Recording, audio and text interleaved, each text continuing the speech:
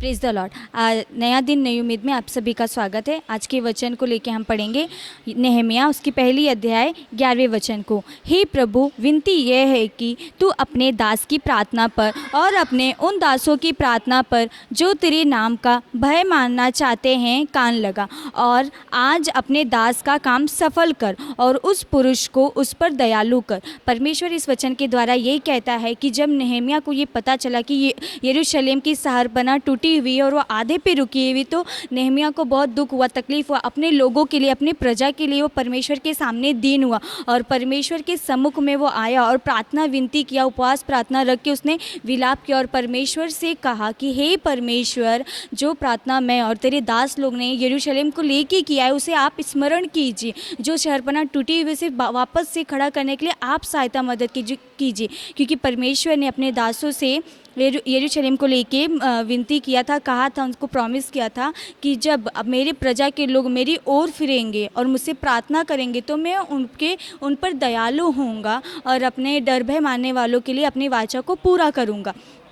तो परमेश्वर इस वचन में आगे ये भी कहता है कि हालेलुया, परमेश्वर उस नहम्याह की प्रार्थना पर कान लगाता है और आज अपने दास का काम सफल करता है और उस पुरुष पर उस पर दयालु करता है। नहम्याह जब राजा के पास विनती करने जाता है उससे पहले वो परमेश्वर से विनती करता है कि परमेश्वर से आज्ञा लेता है कि मुझे उस जगह पे जाके जो यरूशलेम की शहरपनाह टूटी उसे पूरा करने के लिए आप मेरी सहायता मदद कीजिए।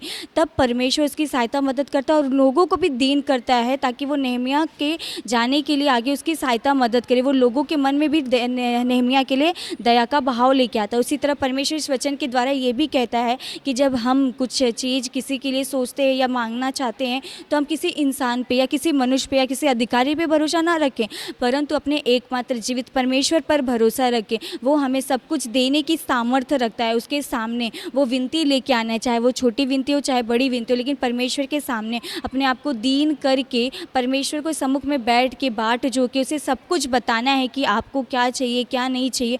परमेश्वर वो सब विनतियाँ सुन के और जिन लोगों के हृदय में आपके द्वारा वो दया का भाव लेके आना चाहता है, परमेश्वर उसमें ज़रूर काम करेगा। परमेश्वर के सम्मुख में रुक के बाट जोइए, मनुष्य पर भरोसा मत कीजिए, एकमात्र जीवित परमेश्वर पर भरोसा कीजिए, वो सब कुछ आपके लिए पूरा करेगा। इस वचन के द्वारा परमेश्वर आप सभी को आशीषित करे। हम प्रार्थना करेंगे। हालेलुया राजा, इस सुंदर समय के लिए, एक नए दिन के लिए प्रभु आपका कोटि कोटि धन्यवाद करते प्रभु। इस वचन के द्वारा आपने बातें किया प्रभु, जिस तरह नहम्याह आपके सम्मुख में आके प्रभु अपनी प्रजा के लिए बात विनती करते हैं प्रभु, इसी तरह परमेश्वर पिता हम आपके सम्मुख में आके प्रभु हमारी जो डेली रूटीन के लिए प्रभु, जो हमारे भविष्य के लिए, कार्य के लिए, बिजनेस के लिए, हमारी पढ़ाई के लिए आवश्यक है प्रभु, उसके लिए प्रार्थना करते कि आप हमें समझ बुद्धि दीजिए। जिस मार्ग में चलना उसमें आप हमें लेके चलिए परमेश्वर पिता। आपकी इच्छा हमारे जीवनों में पूरी कीजिए प्रभु। लोगों के हृदय में भी हमारे लिए दया भाव आने के लिए आप कार्य कीजिएगा। पवित्र आत्मा राजा, इस छोटी सी प्रार्थना विनती को उद्धार करता यीशु मसीह के नाम में मांगती हूँ, सुन और कबूल कर मेरे स्वर्गीय पिता, आमीन।